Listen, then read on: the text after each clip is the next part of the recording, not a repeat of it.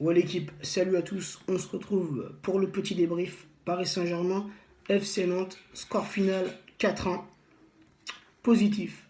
Positif pour nous car ce soir nous comptons 6 points d'avance sur l'AS Monaco qui hier a fait match nul un partout contre Amiens. Résultat positif aussi pour nous car dans une semaine et un jour précisément, c'est le gros choc entre l'AS Monaco et le Paris Saint-Germain. Résultat encourageant, résultat qui donne confiance à nos joueurs avant la réception du Celtic Glasgow mercredi en Ligue des Champions. Cet après-midi, c'était la 7e victoire consécutive au Parc des Princes en Ligue 1 depuis le début de la saison.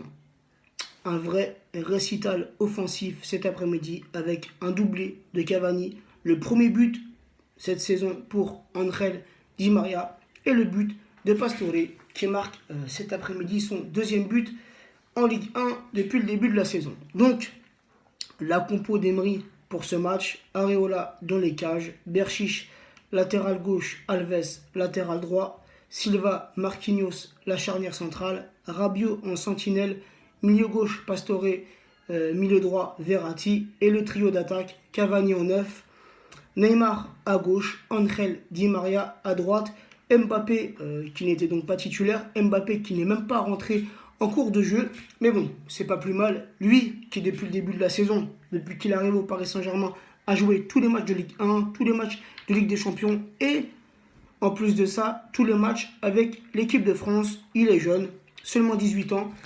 Il faut que le petit souffle un peu. Donc voilà, normal que Emery l'ait laissé au repos. Et on aura besoin de lui mercredi. Draxler, Lo Celso et Nkunku qui sont rentrés vers la fin du match. Dans l'ensemble, écoutez, moi j'ai assisté à un très beau match, comme je l'ai dit, un récital offensif. Cavani qui met cet après-midi son 14e et son 15e but en Ligue 1. Il dépasse Falcao et il est actuellement le meilleur buteur de Ligue 1.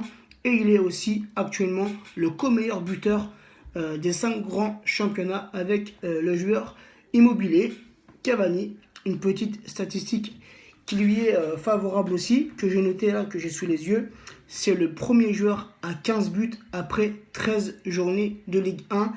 Un record qui était détenu par le joueur Salif Keita, qui jouait donc avec l'AS Saint-Etienne. C'est un record qui date de 1971, enfin la saison 1971-1972. C'est-à-dire marquer 15 buts après 13 journées de Ligue 1.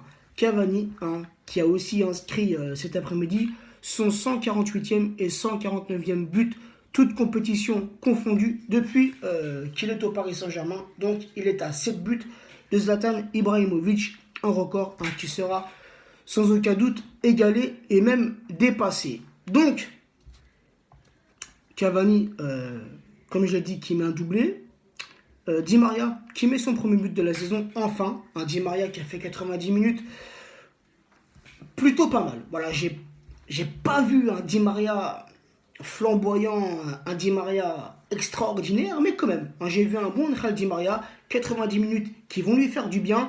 Lui qui est dans les rumeurs des transferts pour le mercato qui arrive. Pastore aussi qui est dans les rumeurs de transfert. Lucas aussi. Donc voilà, je pense que c'est bien joué de la part d'Emery de lui avoir donné 90 minutes de jeu. En plus, comme je l'ai dit, il marque son premier but en Ligue 1.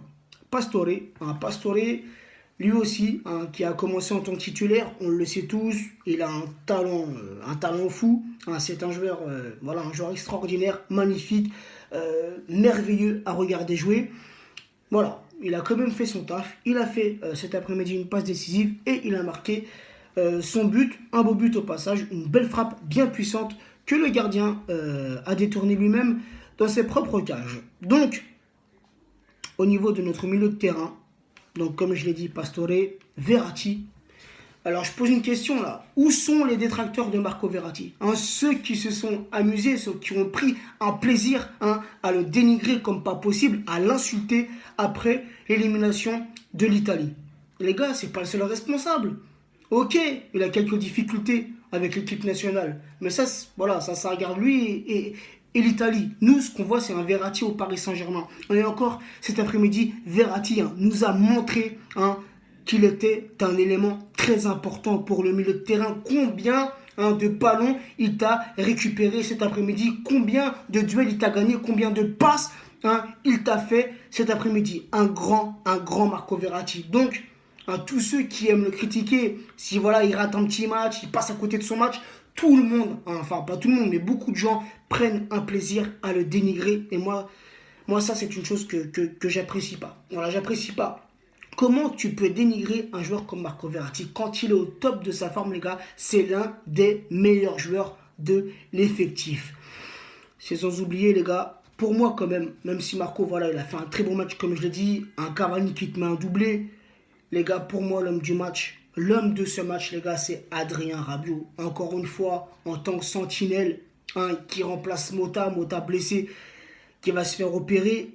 Voilà, Rabiot, les gars, cet après-midi, magnifique, les gars. Et les stats que j'ai sous les yeux, Rabiot, c'est 101 ballons touchés durant tout ce match, 84 passes avec un taux de 90% de réussite. C'est 12 duels gagnés, c'est 12 duels avec 75% de réussite dans ces duels. C'est 3 ballons récupérés, c'est une interception et c'est surtout 0 faute commise durant ce match. Donc voilà, pour moi, encore une fois, un grand Adrien Rabiot. Après, notre défense, voilà, une bonne défense cet après-midi, à part ce but un peu bête où le joueur est démarqué, une petite contre-attaque, il a centre, un petit cafouillage et le but nantais. Donc voilà, à part ce but où Areola ne peut pas faire grand-chose, après, vous allez le voir avec les statistiques, Areola n'a pas eu grand-chose à faire durant ce match, surtout en première mi-temps où les Nantais ont fait 0 tir cadré. Donc, passons aux petites statistiques.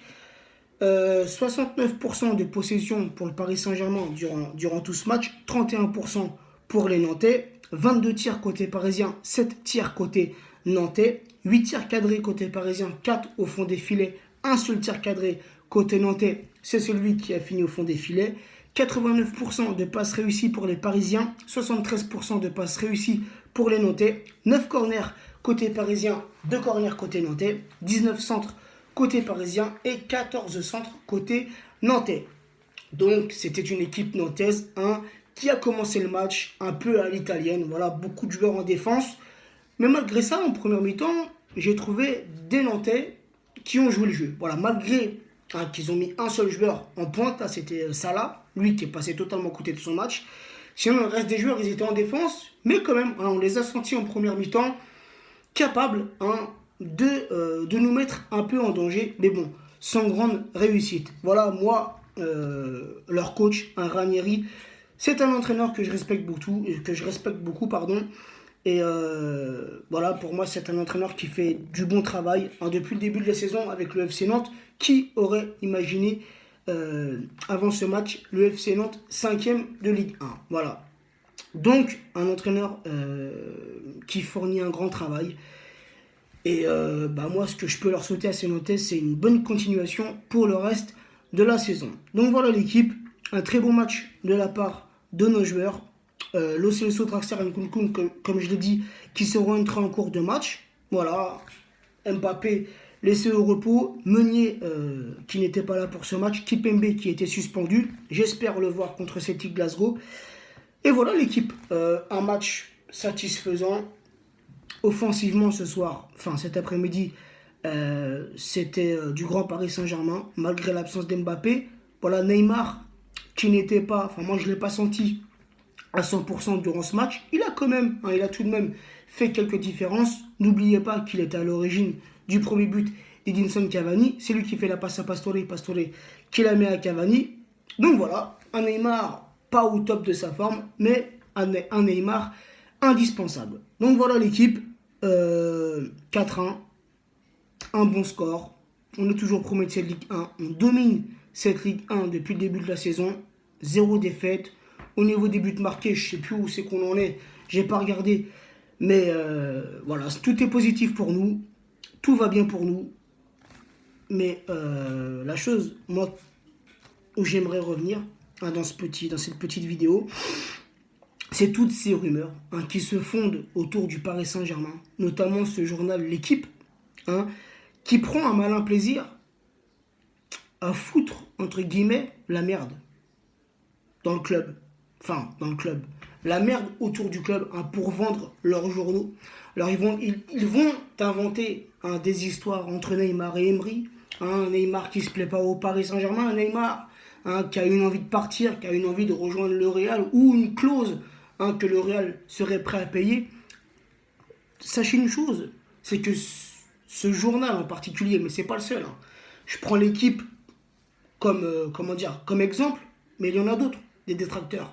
Peut-être pas en France, mais même à l'étranger, hein, il y a des journaux détracteurs du Paris Saint-Germain.